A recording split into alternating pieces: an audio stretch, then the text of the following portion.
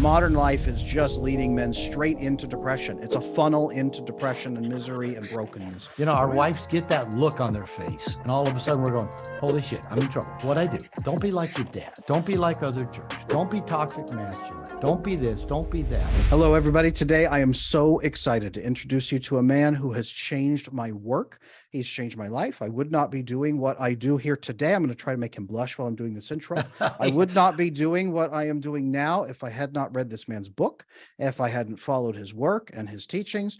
I would not be helping hundreds of thousands of you out there right now if it wasn't for this man and for the way he has changed the field of psychology. His work is very interesting to me. It is one of the only books I have bought 10 plus copies of and handed them out like candy in my life. And I can't wait for this conversation. I know that everybody watching this is going to benefit as well. I hope that is enough pressure put on there. You good, doctor? I hope that raises the stakes quite a bit, but I am just very Adam, pumped for this. I had a dream 3-4 nights ago. My dog woke me up at 2:30 in the morning, needed to go out. And I was glad she woke me up because I don't usually remember my dreams. But in the dream, I was coaching with Bill Gates. Now, I don't know if I need to keep that confidential, coming out of a therapy background. But I tell you what, after that dream, I thought, yeah, why not? Why not? So, I love when people try to make me blush. And I've been out in the sun for a few days with my wife celebrating her birthday. Perfect. But it's good to be here. I've been looking forward to doing this call with you. I'm excited that you're excited. Let me tell you about how I know about you. And then I'll tell the story how I know about you. I would love to hear that, sir. All right. Absolutely. I read your book many years ago. I read No More Mr. Nice Guy. One of my dear friends picked it up and said, Adam, you have to read this book. And I said, I don't have time to read that book. I'm going through graduate school. I'm learning to be a licensed marriage and family therapist. I've got a family on the way. I've got all these. I don't have time for reading right now. And he said, no, stop what you're doing and read this book. And I picked it up and I read it, and it was like all of the light bulbs went on all at once. So when I was young, I was a nice guy. I had attachment issues when I was a child. I grew up in a very difficult extended family system. I ended up fixing it myself when I was younger, but I didn't know what I had done or how. I just made myself do all the things that scared me. And then I set out wanting to help other people do it so they wouldn't have to be alone when they fixed it.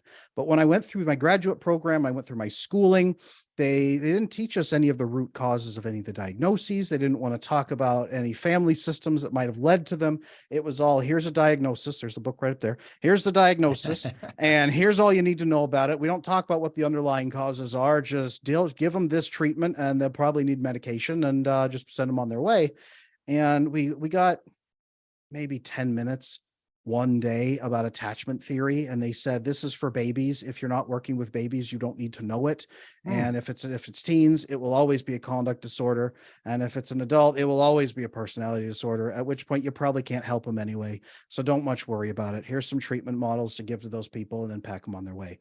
And it wasn't until I read your book that I realized I was allowed to talk about attachment theory. None of the other therapists I was around, I worked in multiple states, none of the other therapists I was around had ever heard of attachment.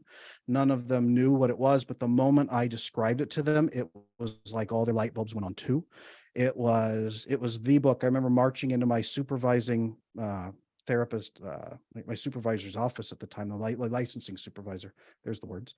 And I marched into his office and I waved the book and said, we get to talk about attachment. And I was so excited. He was like, what are you doing here? It was a defining moment for me of being able to talk about attachment. And from there, I said, look at all these other diagnoses and how they fit right into attachment. Look how attachment is underlying so many of these other pieces. Why didn't they hammer this into us in graduate school? Why is this man the only one I can find right now talking about attachment? Why is he the only one making it accessible to everybody? And everybody that I threw your book at read it, and it was like all those light bulbs went on too. So wow. I've made it my personal crusade to teach everyone in the world I can about attachment. But it all began with me realizing from you that I could even talk about it and that there was even a name for it. So you have perhaps unknowingly created a monster, sir, in making me out to chase this out. I've been very much a student of yours, though you probably haven't known it. And that's the story of how I've come to know you. You're a great figure in my life. You gave me chills. So, good job. Nice work. Well, you gave me chills years ago. So there you go. Handed back. All right. Well, let me tell that's a good story. I love that. And it's interesting. I see your marriage and family therapy book behind you. And it sounds like you came through a little bit different program than I did. I also, my doctorate's in marriage and family therapy. So we have similar backgrounds. But I had one course on diagnosis. And I had to kind of teach myself, the DSM, I think 3 at that time model. And so that was, mine was more just systems oriented. And, what are the systems that create, what's going on here? And even going back to where at that time, there was even still a little bit of a wave that maybe schizophrenia was caused by double binds of, children in, crazy families. I think they've moved on from that being a plausible theory, but double binds really do mess with kids. Yes, mommy says, love me, and then freezes when you try to give her a hug, and the child can't comment on that impossibility of doing what mom requires. Does that create craziness? Yeah. Does it create schizophrenia? Maybe not. I don't know. But, and I was fortunate because I got introduced, or really, I think I must have been introduced before I even got my doctoral program to Murray Bowen and talking about fusion and differentiation and those dynamics. And I'm surprised, like you say, where's everybody talking about attachment? But where's everybody talking about fusion and differentiation and the need of children to, be supported in becoming a differentiated self, to be able to say, what do I want? What's important to me? So, there's always holes in our educational process. But here's an interesting twist. Coming up on 2 years ago now, I decided to take a sabbatical. I was thinking about, well, maybe I'll semi-retire or play with, what retirement might look like. And so I thought, I'm not ready yet. I know I'm not. My dad retired at 55, but he worked at the post office.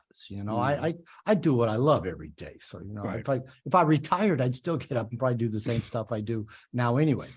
So I took a 3-month sabbatical for like June, July, August, or middle of June through middle of September. And during that time, I told my assistant that answers all my emails, tell everybody I'm on sabbatical, write me back in September, for people doing interviews, wanting to work with me one-on-one. And so I was just forwarding all the emails on to him. So he kind of called me out. So, Robert, you got an email for an interview, and I think you might want to consider doing it. And now, not later. I said, oh, okay. And I looked at it, and it was from Michaela Peterson. And I thought, why is Michaela Peterson reaching out to me? And you know who she is, and maybe most of your listeners do. Of course, it's Jordan Peterson's daughter, who I have great respect for.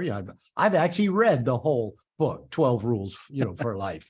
I read it on a Kindle, so I didn't know how fucking long it was when I started it. I kept going, I'm only on rule 3. I've been at this for a couple months. So, so I thought, okay, why is Michaela Peterson reaching out to me to do an interview? I mean, I do a lot of interviews, but so I read up on her, I already knew about some of her health issues from reading 12 Rules for Life, and she, really into carnivore diet. And so I listened to a couple of her recent interviews, and one of them was with a guy from London that's like a gym owner or something. And then I thought, well, right before that was an interview from some guy talking about attachment theory. And I thought, okay, I'm interested in attachment theory. So, I started listening to it. It was you, of course. And you get about halfway through the interview, and she asked you about something. And I think you may have said, nobody's really talking about attachment. And said, but there's one guy in the United States. And I'll just say what I recall you saying. You referred to me as a fucking genius. And I turned off my phone. I was listening on my phone. I turned it off and I go, number one, I don't have to listen anymore. That just made my month, made my year, and I go, now I know why Michaela, invited me to come on her program. I mean, that's pretty high praise to be called a fucking genius. And, but here's the thing. To kind of bring it back to the subject you led with. I've read attachment. I'm familiar with attachment theory, but you know what? I had never thought of No More Mr. Nice Guy being about attachment issues till you referenced it as such. Really? Okay, That's fascinating. I wrote this book 25 plus years ago. Yes. And, I've been working, continue to do my own work, and working with, countless men. Mhm. And, I just sat with that and I thought, it really is all about attachment. And I just never, because that's not a framework I'd been introduced to early in Mhm. life, like, Mhm. like most people I'd read, attachment later in life and stuff. And I Mhm. thought, why had I never even thought of it like that? So you actually opened my eyes to my book being about attachment and That's attachment issues, wonderful. and how nice guy syndrome is just one of many ways that attachment issues in infancy and childhood can manifest in a man or woman's life. And so I thought, Absolutely. well, I was glad I listened to it's interesting how life just lines these things up, right? Mhm. It's a funny world, and it gets funnier every day sometimes. That's Yeah, so beautiful. here we are. That is beautiful. You contacted me recently, speaking of a book, and you are writing, or you have another book coming out. And I'm very, very, very excited for this one. Can you tell me and the listeners at home what to expect from this? Because I think most Well, of them own Mr. Nice, No More Mr. Nice Guy by now. So another one from you would be even more beautiful. Talk to me Well, about that. the book is out. It came out about 2 weeks ago. It's funny because I never really thought of myself as writing the book. But about 3 or so years ago, I was talking to one of my certified, No More Mr. Nice Guy certified coaches, and he's a good Mhm. writer, good mind. And I said, I got an idea I want to run by you. And I said, I've got hours and hours and hours, thousands of hours of stuff, live Q&A calls that I've got recorded and turned into manuscript. I've got, forums from classes I've taught, interviews. I said, I've got online classes I've created since I wrote No More Mr. Nice Guy. And I said, I've got this idea of somebody writing a book that just kind of does a big overview of all the stuff I've put out there in the world for the last 30 plus years. And maybe weave even a little bit of biography into it to kind of give, some flavor and understanding. Because I basically say everything I teach from what I've struggled with. Mhm. I often say No More Mr. Nice Guy is not a chronicle of my successes. It's a record of my fuck ups. It's everything that didn't work that I had to go figure out why. And I had a PhD in marriage and family therapy at 29.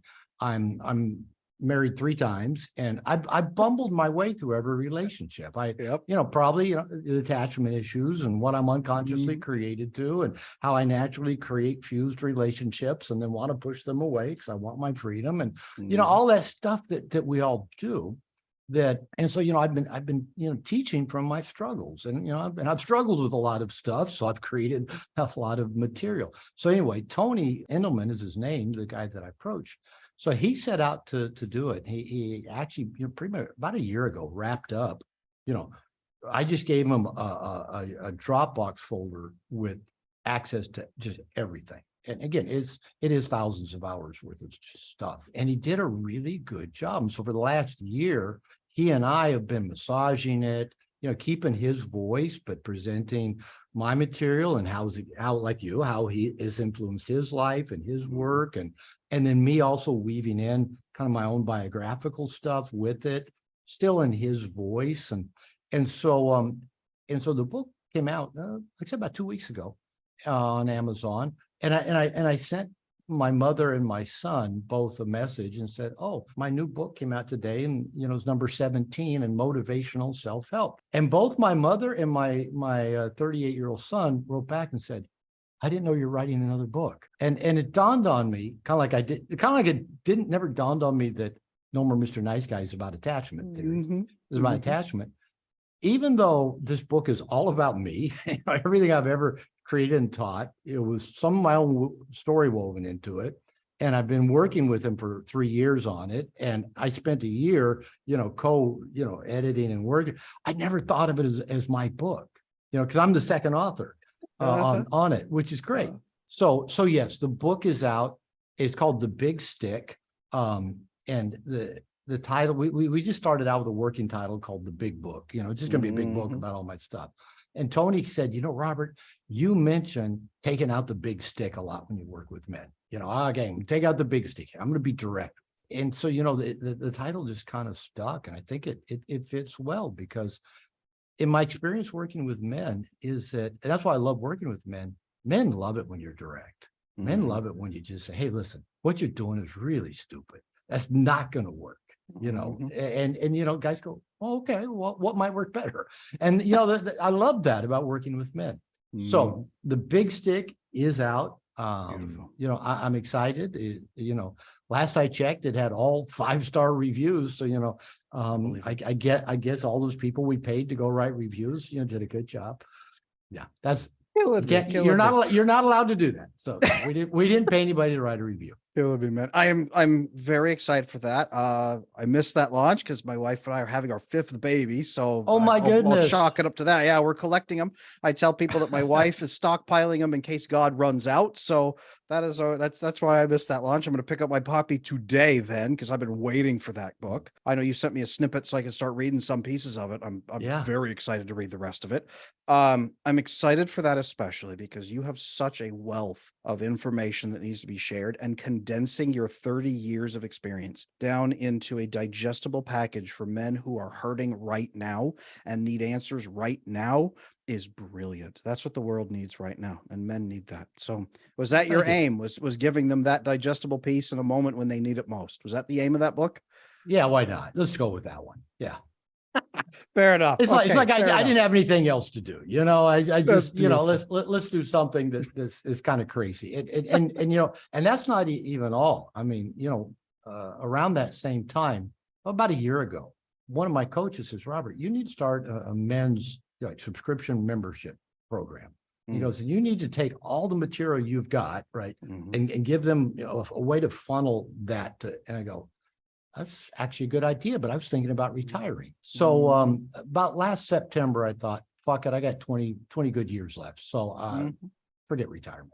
And so in July, we're launching what I perceive might become the world's largest online community of what I call integrated men, because that's what I talk about in Mr. Nice Guy. So how to go from being the nice guy, the passively pleasing, anxiety managing, external validated seeking guy, to a guy that is differentiated, that can ask what they want, that can soothe themselves, that can ground themselves, that can take powerful action that frightens them.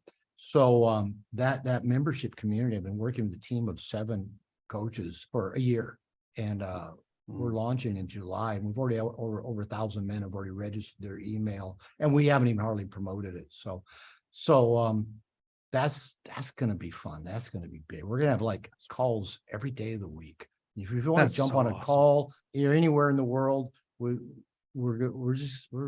creating something that, men need this. Men need it. Yes, we do. Men, our ancestors grew up in tribes. They grew up had a masculine initiation. Now so many boys are raised by single moms or passive nice guy fathers. The educational system really doesn't support boys in being masculine. They're actually shamed, and boys come home now in 4th, 5th, 6th grade hearing terms toxic masculine, and I get so many emails from my son came home from school and they had a lecture on toxic masculinity. I'm thinking, oh man, we need something that has a positive image of masculinity. And I found men and women both want a positive image of masculinity. Just saying everything men do is bad doesn't serve anybody.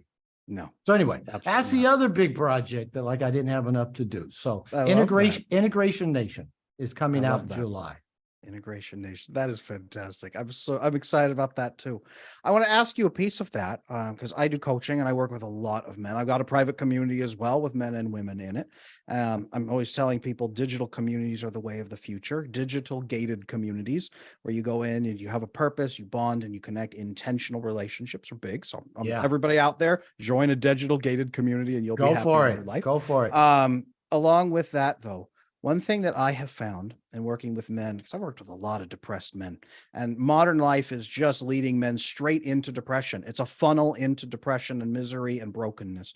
And one thing I have found, and people give me so much crap on this, so I want to get your perspective on this. What, you want more crap? Or yes, I do. Yes, I do. Please, right, by all means. No, I want to pick your brain on this and see if you agree or disagree on this, and see if we could both get yelled at together, or if we could yell at each other here. I tell people this, that male depression is typically very different from female depression. Female depression usually comes when they feel unloved or they feel useless to the people that they love, right? Women want Sure. they want to serve and care and nurture, and they want to be cherished and loved in return, which is it's a big thing. It's a giant thing for them and for us, but that's their primary thing. For men, the primary driver isn't being loved and adored and maybe even useful. For men, the desire is to be powerful, and not powerful to go out and take things from people and hurt people. That's what always accusations I get when I talk about this. The desire to make change happen in his life, the desire to overcome challenges, the desire to make a legacy and build. The power is the biggest indicator for men. Learned helplessness seems to lead them to depression more than anything else. And when a man goes to many therapy models, they try to teach him how to feel loved and to love himself and to feel better, but they don't necessarily, many of them, they fail to teach him how to feel more powerful in his life and to affect change. And he'll usually find that in a gym or with other men, but not typically in therapy. Can you talk to me if this is crap, if you agree with this, if you've seen the same, if you've seen different? What are your thoughts on that, good doctor? Yeah. Yeah. We can both get yelled at. Let's use Cool. terms like power, dominance, submission, masculinity, femininity. Let's use all of those for a little There we bit. go. All the good ones. Good. Let's bring Okay, out all let's the do hot it. words. I can let's- hear the internet melting right now. No, it's not going to melt. We don't have that kind of power. But yes, let me frame it in using a little bit different language. Because I agree. I mean, I think probably most psychologists probably would agree that male depression shows up much differently than female depression, and male depression is often lethal. It often leads to substance abuse and lethal suicide. Absolutely. Female depression tends to take other avenues than male depression does. And let's frame it in terms of let's go back to yin and yang, masculine and feminine energy. I've been talking about this for a couple of years, and highly influenced from David Data and a coach I've worked with named John Wineland, and it's the idea that we all have a masculine and a feminine side to us, energetically, maybe emotionally, physically, sexually, spiritually. That the masculine and feminine are represent a polarity. Not one's good, bad, better, worse. It's just polarity. Right. And there's that yin and yang. If you look at the yin and yang, it's half of it's white with a black dot and half of it's black with a white dot. They fit together. So the way that I frame this is that we all have a masculine side. We all have a feminine side. I tend to be relatively feminine in terms of what you're talking about. I love connection. I love, praise and being validated and desired and thought I'm special. And those are somewhat feminine traits. Let me define why. Okay. Let's define the masculine as penetrating and the feminine being penetrated. Now, this isn't just guy, girl, it's masculine, feminine energies, okay? Masculine penetrates the world penetrates the feminine, okay? So masculine does, feminine is done too. Now, to break those down, the feminine part of us that is seeking love, seeking connection, seeking validation, seeking to be desired, I often say it's an empty bucket with a hole in the bottom. And it needs constant pouring from outside, right? The feminine, it needs constant need of validation and praise. So the feminine part of any man and woman is externally validated through connection, through being loved, through being desired, through being praised. Masculine part of ourselves is internally validated through masterful action. When the masculine part of ourselves goes and just, here's the issue in front of us, it needs to be dealt with, we go masterfully deal with it. Maybe we struggle, maybe we bumble our way through it, but we go get some good help, some good resources, we stick with it, we learn from it, boom, we get it done. And then we take it to a bigger realm. Then the masculine rests in nothingness, right? That's what the masculine wants to do. Go conquer the enemy, solve cancer, do, and then rest in nothingness, not be bothered. Okay? Mhm. Mhm. So we all have some of that. You can watch many, many women in culture nowadays are out there kicking serious ass. Women get more advanced degrees than men. They're advancing more rapidly in business and corporation than men are. Men are falling through the cracks. Mhm. Now, as you say, we could just tell men, well, love yourself more. Now, I think there's actually, I teach men how to love themselves more. Sure. And I borrow from a model that Scott Peck presents in The Road Less Traveled, that he says that children internalize a belief that they are valuable, lovable, their needs are important, and the world is like their family when parents respond to their needs in timely, judicious ways. And I add consistent ways to that. So if that works for children, if that gets internalized in the emotional operating system of a child, I'm valuable. My needs are important. And the world's like my family. Can you imagine going to kindergarten thinking I'm valuable, I'm lovable? The kindergarten wants to help me get my needs met and feel loved. How about junior high? When we started liking girls, I'm lovable, I'm valuable, my needs are important, and girls are going to recognize that. Can you imagine how our life would have been different? But I can't even begin to. Going back to the attachment theory, most of us did not get our needs met in timely, judicious, or consistent ways. And so we internalize beliefs. I'm not that important. My needs are not that important. And the world's going to be just like my family. But let's add another one in there. We're digressing a little bit, but we'll come back to where we were. A fourth one in there, if a child was parentified by either or both parents and called up to take care of the needs of a parent, they're also going to internalize an emotional belief, I'm not good enough, I'm inadequate. Because, as you know, no child can adequately meet the needs of an adult. No, a fused, the way most people do fused relationships nowadays, man and woman, all right, you're my husband, therefore you should. You're my wife, therefore you should. You should fill me up. You should meet up, but it can't be done. It really does take a tribe to get our needs met. So the way I believe as adults we can feel lovable is to consciously surround ourselves with resources to fill that bucket up, to fill that bucket with the whole bottom. The feminine part of ourselves needs constant feeding, constant validation, constant, whether it's eating well, getting enough sleep, having good time with friends. But the masculine part of us is activated by challenge. Feminine is activated by that connection and flow of love. So you're right. The masculine part in so many men nowadays, and we can use the word power, we can use the word challenge, we can even use the word dominance for that matter. But what I think you're right is what's missing is men are told what not to be. Don't be like your dad. Don't be like other jerks. Don't be toxic masculine. Don't be this. Don't be that. But they're not directed or trained or initiated into, okay, this is what's going to be most satisfying in the long run, is how you deal with challenge, how you learn to let people help you, how you hone yourself, how you get good at something, how you feel masterful. And I love that word. Just how do you become masterful? And I know I've had a lot of big challenges in my life, just learning how to use a lot of technical equipment. I got two 27-inch monitors now hooked up to my Mac Mini, and I didn't know how to hook up dual monitors to I thought, all right, I'll go on YouTube, I'm gonna get fucking masterful at running two monitors off my new Mac Mini, and find out what kind of mic's the best mic to use, and I love YouTube because it really helps you get masterful at a lot of stuff. So whatever it is, I bought an RV a year and a half ago, a late model RV, but I know nothing about RVs. All right.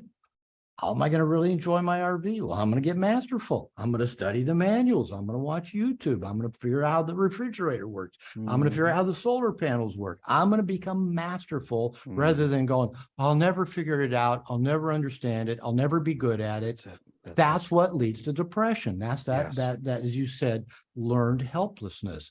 So we almost have a choice, and the masculine is about making the choice of either I can get overwhelmed, get just snowed under, or I can say, no, I'm going to show up differently. The mantra of Integration Nation is good men doing better. And I made some little bracelets up, and it just says do better. And I've been wearing this for about 3 weeks now. And so every time I drop something, or I stumble, or I do something less than masterfully, kind of just give it a little tug and say, how could I have done that better? I could have breathed and paid more attention. I could have gone a little bit slower. I could have just done one thing at a time instead of trying to do three things at a time. And I tell you what, just asking that question of myself several times a day, how could I have done that better? It doesn't make me feel like a fuck up or like, oh, I'm never going to be good enough. It's making me feel more masterful. It's given me that sense of power that I can penetrate, dominate, not dominate people, control people, but I can dominate my dual monitors and my, my Mac Mini. A sense of empowerment. Yes. So I agree with you. I believe that if men are going to be happy in this world, it's not going to be from having, a pretty enough girlfriend. That's external validation. It's not going to be from having a lot of sex. That's external validation. It's not going to be from making a lot of money. That's still external validation. But it's going to be from making conscious decisions to live life masterfully. And instead of, going, oh, why is this happening to me? Say, what's required of me here? How do I show up for this? Now, we can't do that alone. We need other masterful men at our sides. And here's the problem. Lately, I've been reading so much about loneliness. About a month ago, op-ed article in the New York Times written by the Surgeon General of the United States. He's been Surgeon General twice. When he finished his first gig at it, he went into deep depression. And he's, I think, since written a book about that. And he wrote that op-ed article. And then he just said, I was doing really important work, but I was so busy. I let go of my friends, my connections, the people to help me do it. So we need good people in our life. I mean, the feminine part of us needs connection, the flow of love. The masculine part needs other masterful, masculine entities to help sharpen us, support us, hold us accountable, encourage us. And, we're always going to have struggles, but we say, all right, bring it. Let's take the struggle on. Let's get masterful. Let's conquer it. And that's where I think the masculine really gets the sense of identity and a sense of empowerment. And when I'm in the state that I'm in, that I'm talking about, I can't even imagine feeling depressed. Sometimes I'll wake up in the morning and go, what the fuck was I thinking? And, wanting to build this giant membership program, but it's not depression. It's more like, this is a big motherfucker. And all right, it's going to require even more, me elevating myself even more, upping my game even more, leveling up myself even more. And that tends to level up other things in my life as well. Right. It's funny how I'm getting masterful at building some really, I think worthwhile stuff. I've gotten more masterful with my wife. It's just like, wow, it's just kind of interesting how mastery begets mastery. Isn't it amazing when you stop and ask the question and say, what could I have done better? What that is where do I hold power in this circumstance? Where do I hold the power? And then how do I affect that? And when a man learns he has power in one area, then he starts getting ideas. Then he starts thinking, where else do I have power that I didn't realize I had power before? Maybe in his marriage, maybe in his relationship. Have you seen that effect where power, I almost want to say power is contagious, but in a good way in a man's life? He gets power one place and he takes it everywhere else. He starts finding it everywhere else. Have you seen that with the men that you've worked with? Well, let's even take a broader view, is that there are many things that are contagious. One of the things that, I did learn in graduate school in systems theory is that anxiety is contagious. Pack, tribe, herd animals have ways of communicating anxiety among themselves. If a bird's on a wire with a bunch of other birds and one bird gets startled, they all go into startle response. The old Western of a cow, you got a herd of cows and all of a sudden one gets spooked and you have a stampede, right? That's an anxiety response that's wired into herd, pack, tribe animals. We are tribe animals. We have mirror neurons in our brain where mothers and children can feed off each other's emotional states. So, and that's life preserving. Now, if it's not just run amok, if somebody's, if like, a tiger, is about to pounce on us, having an anxiety response is life preserving. And communicating that to everybody around you is life preserving. Now, if there's no tigers about to pounce on us, but we're in an anxiety state all the time, parents do communicate that to their children as well. And their children grow up in anxiety states. and don't know why, other than it was just, it is transmitted. So when COVID hit, and none of us knew what the fuck was going on. And so I started putting a tagline at the bottom of my emails that just said, calm is contagious, spread the calm. And so anxiety is contagious, calm is contagious. And I've been saying to couples for years, all it takes is for one person in a relationship system. Like if you got two adults here and they keep going around and around and around with their craziness, which I do the same thing. All it takes is one person to just soothe themselves a little bit, calm themselves, and then that gets communicated into the system. And then the other person all of a sudden starts being somewhat calmer as well. All right. I think we could say that power, in the way that we are talking about power, not the power that abuses other people, but a power that gets shit done and gets it done beautifully and masterfully and leaves a legacy, leaves a mark behind. That power is contagious. And that's why I love men's work. I'm in a men's program myself that I've been participating in 5 years. I just got off earlier today, a call with 6 other guys that I've been hanging out with every other week for 5 years. We get on and we sharpen each other, iron sharpens iron. And as these guys do better, I do better. As I do better, they do better. So that kind of power is contagious amongst others. That's why I think masculine initiation is so important for young men to learn from masterful men how to live powerfully, how to face fears. My definition of initiation is getting comfortable feeling uncomfortable. And there's so many things in our life that are going to make us feel uncomfortable. I don't know, you and I, we're boboth married, and our wives get that look on their face, and all of a sudden we're going, holy shit, I'm in trouble. What'd I do? Who'd I look at? What that's, we've got those triggers. And so one of the things that shifted my marriage with my wife and I is I've gotten uncomfortable being uncomfortable when she gets that kind of look on her face where her mouth gets turned down and I have an energetic response like I'm going to die. I mean, that's old information, right? That's not coming from this, short little Mexican woman I love dearly. That look is that I'm going to die. It's not about the moment. It's old. No. Yes. But if I can soothe myself and ground myself and empower myself, and then be firm for her and ask myself the question, what's causing her to have that look right now? And usually, kind of go back to what the feminine needs, I usually just ask myself 1 of 3 questions. Is she not feeling sufficiently loved right now? Is she not feeling sufficiently secure or safe right now? Or is she not feeling sufficiently connected right now? Or all 3. And is there anything I can do about that? Can I bring her more love? Can I bring her more security? Can I bring more connection? Can I do better?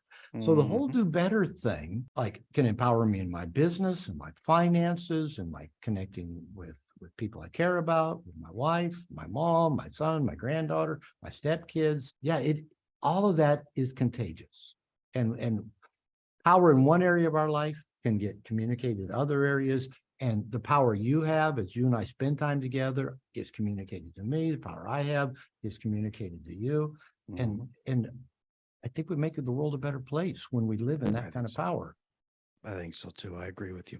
You know what I really love too, and I've learned this since applying the information and No More Mr. Nice Guy in my life, is that when we fix that attachment, when we fix those pieces, the attachment issues tell us I have to solve this myself so nobody finds out that I'm not good enough. Nobody finds out I was making a mistake. You have to solve it alone inside your head without the slightest feedback from other people. And you have to just magic up these solutions and they have to be perfect. And when you fix that, you can stop. And I'd imagine, speak to the audience about this. I'd imagine you could stop and talk to your wife and say, hey, you're kind of making a face right now. What is it? How can I help? Do you need my help? You can communicate with her, right? What do those conversations look like that are different? The people at home, they may not even have had those conversations yet. They don't even know how.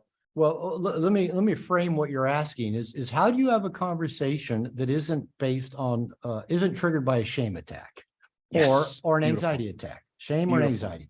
When I wrote No More Mr. Nice Guy, I'd gone to work working on me, and I was in my second marriage, and my then wife said, you're such a nice guy. Everybody says you're such a nice guy, but you can really hurt me. You can be passive aggressive. You let me down. You embarrass me. You cut me.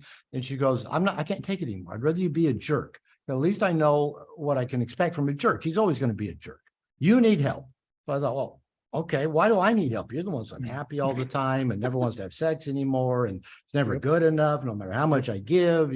So I actually, I got into a 12-step group, got into therapy, got into a men's group, and luckily, started learning some good, valuable stuff that it really kind of helped me, start moving forward.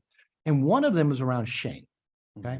And I remember, early in my second marriage, my wife she was a self-help junkie, and she's reading John Bradshaw's Healing the Shame That Binds You.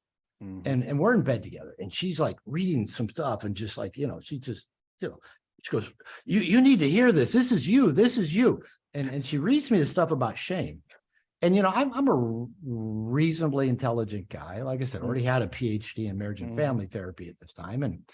And honestly, not only could I not really get the concept of shame, I couldn't see how it applied to me. Yeah. And I thought, well, I see how it applies to you. You don't like yourself. But, so as I started working with nice guys and working on me and working with nice guys, I really came to see shame being an important part of that nice guy. I got to hide things about me that might get rejected or get a negative response. And I need to become what I think other people want me to be to get my needs met and get love. As I continued to work with nice guys, by the time No More Mr. Nice Guy came out and I continued doing my own work and working with nice guys, I came to realize that probably that nice guy syndrome is equally an anxiety-based disorder as well. That pretty much everything a nice guy or nice girl does is trying to manage that sense of anxiety. Yes. Okay, so my wife gets that look on her face, and my nervous system gets activated. There's something really old in my nervous system, and anxiety kicks in. Probably there's also a good chunk of shame in there. What have I done wrong? Am I bad? Am I in trouble?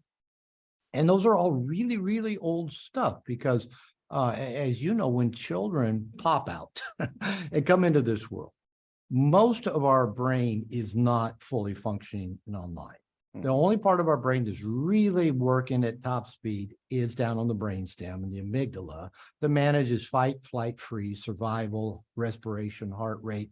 That's fully online. And as you know, the theory is that the amygdala stores up emotional memory from early life experiences.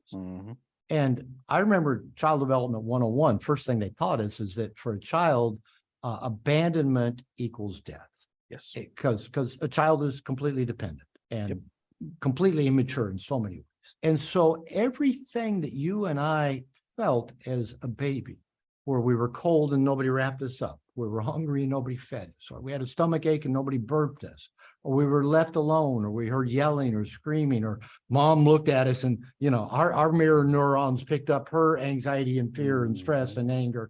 We internalize all that, not in words, not in pictures, but in emotional memory into our amygdala. It becomes what used to be called DOS for people that, the early Microsoft operating system. It's the machine language that all the apps run on top of. Okay. So, and the apps are all the stuff we learned to do as teenagers and adults to look like, fully functioning people. But underneath that is this machine language at a very primitive part of our brain. It's all about survival. So if we understand that most of our reactions that don't serve us, the reactions that keep us stuck, self-destructive patterns, or hurting other people, or repeating the same thing over and over again, most of those patterns are probably because something in our nervous system triggered a sense of toxic shame. I'm bad, I'm in trouble, I'm not good enough, I'll never be loved, and or a sense of anxiety, which is probably tied to, I'm going to die. I'm going to die. If I don't fix this right now, I'm going to die. Now, we don't think that, but the nervous system is activated in that way. And then we do all the little tricks and magic and, distractions and fixing and serving and avoiding and all that stuff to try to manage those two things. So early in No More Mr. Nice Guy, I stress, nice guy recovery says, don't try to do this alone. We did not develop this nice guy paradigm, this roadmap in social isolation. We're not going to resolve it in social isolation. Our toxic shame says, let me just read a book and release all my toxic shame without anybody ever knowing. And it doesn't work. I remember I was so fortunate when my second wife said, you need help, you need therapy, you're a sex addict, you need to go to a sex addict group. Well, so I started going to a group of all men for sex addiction. I quickly realized I wasn't having enough sex to be a sex addict. Yeah. But for the first time in my life, I was in my early 30s. I'd grown up in fundamental Christian church. That if you have an evil thought, you're going to burn in hell for all eternity. I have 2 degrees in religion. I was a minister for 8 years. I know all that gig. Father was critical. I grew up during the angry feminism of the 60s and 70s. Every man's a rapist and erection's a sign of aggression. I was trying to be different from dad, different than the bad men. And I got in this sex addict group. And for the first time in my life, I just started talking about me, revealing stuff about me, stuff I had shame about. I came to understand what shame was. I finally kind of started figuring it out. It's that stuff I don't want anybody to know about me, that I think that people will reject me, dislike me, hurt me, get that look on their face, if they see how bad I am. And that began a process that continues to this day. Like I said, I'm still in a men's program, partly because I still need supported people. And when we have a safe environment, a coach, a therapist, a group, and we can reveal these distorted images of self. I'm bad because of this, or I'm not good enough because of this, or I'm unlovable because of this. Not only do we release those inaccurate beliefs, we put them out there, get them out of the echo chamber, and just kind of look at kind of like words floating out of our mouth. But then other people can give us more accurate feedback that says, no, it's just because you looked at porn doesn't make you a bad person or evil or sinful, or just because you got angry with your kid doesn't make you a terrible parent. It can be both. It could be you get angry sometimes and you're a good parent.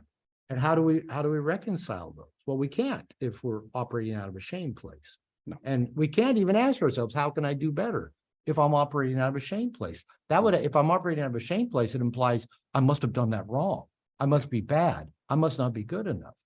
And so, yes, to do the kind of healing that lets us learn to love ourselves, that lets us make ourselves visible to the world, to let a loved one truly know us, the depths of who we are, we have to have those safe people that we go reveal our shame to, reveal the things we really don't want to tell anybody about. Our thoughts, our actions, our impulses, our history, our fantasies, our rage. Go reveal it. Go talk about it with safe people.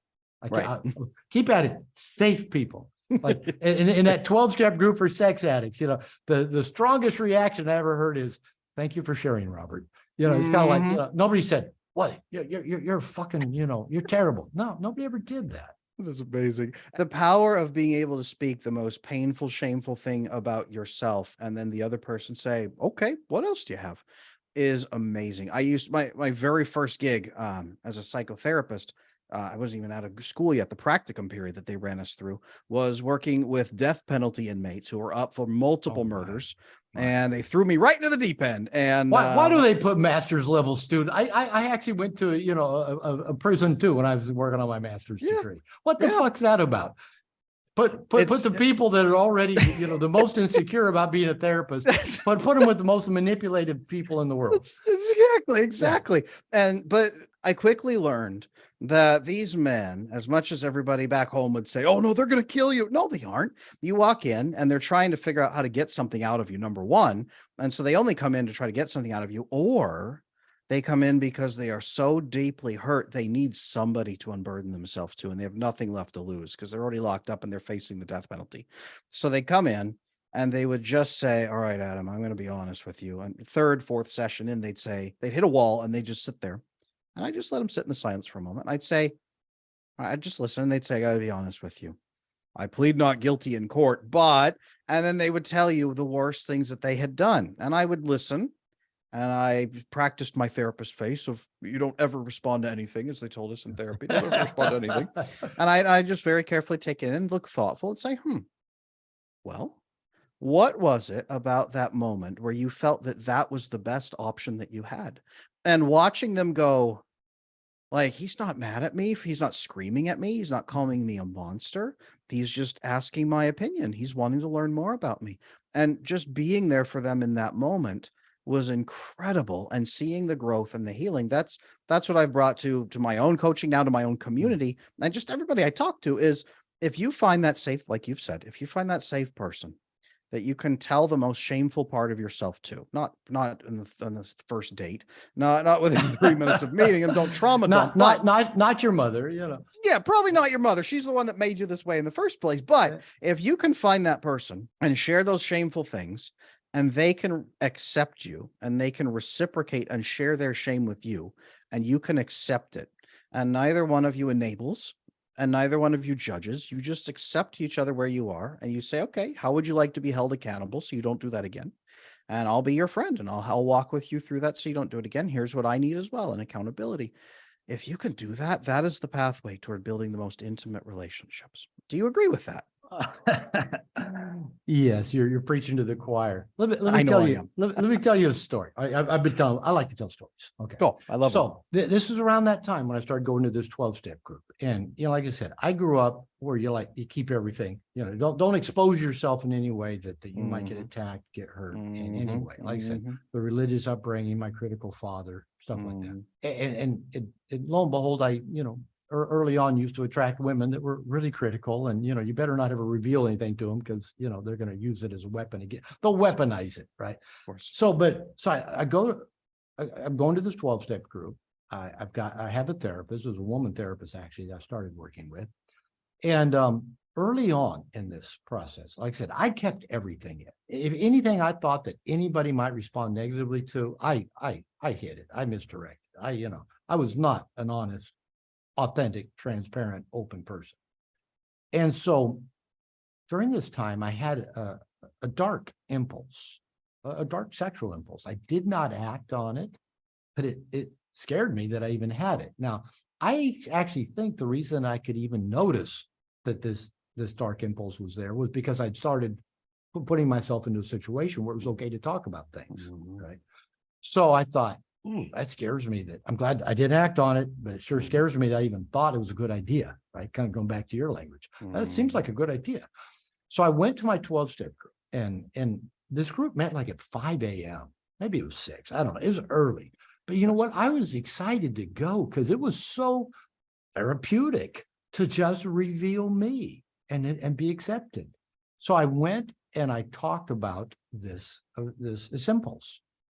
And, you know, the guys in there, some of them had some pretty hardcore stuff going on, you know, and they're probably going, why is he even here?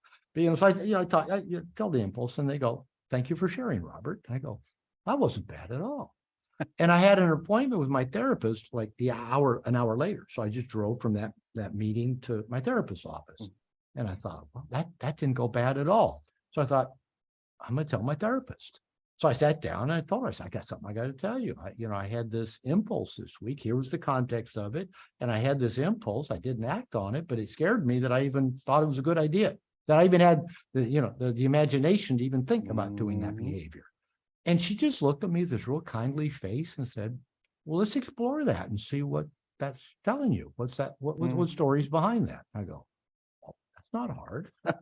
And so I'm driving home and I'm thinking, all right, I'm a baseball fan. I'm batting 1,000, you know, I'm 2 for 2. And I thought I might as well go ahead and tell my wife, you know, even if she goes off on me, hey, I'm still 666. I'm not, that's not a bad average at all. And I used to tell my ex-wife her middle name ought to be Overreact, because that's what she did to every situation. And she never overreacted when I told her that, because she knew it. She knew that was true about her. And so I go home and I just, you know, without trying to present this in any way, I'm just telling her, just like I told, you know, the 12-step group, the therapist, I said, let's go back to the bedroom. I need to talk to you about something. I told her, I said, I've already talked to my 12-step group about it, talked to my therapist about it, and I just need to tell you. And I told her what the dark impulse was. And she just looked at me. She said, that kind of scares me. She says, it doesn't surprise me. She says, I'm glad you told it to your group and to your therapist. I'm glad you told me. And she never brought it up again, ever. And I'm thinking, how come someone didn't teach me this stuff a long time ago? Just go find safe people. Be you, be real. You know, people tell me a lot, Robert, I love working with you because you're so authentic. You're so real. I go, nobody would have accused me of that 30 years ago, of being authentic and real. Nobody would have even thought to have said that. But, you know, it just comes from putting myself around safe people and just telling the stuff that makes me uncomfortable to tell. You know, I mean, tomorrow, the men's program I'm in, I just got an email just before we got on the call, and our assignment is, already done this 4 or 5 times. I've been in the program for 5 years now. Tomorrow, we have to bring a taboo written out, and the guideline of the taboo that we share, the guideline is basically this: it has to be at least somewhat arousing and somewhat repulsive to you. And not just, getting together with 3 cheerleaders kind of thing. Yeah. This is all right. We're going to go down into the darkness of who we are, and then go share it with some other guys who are also sharing their darkness. Interesting. Now, that's powerful. That's powerful. That is.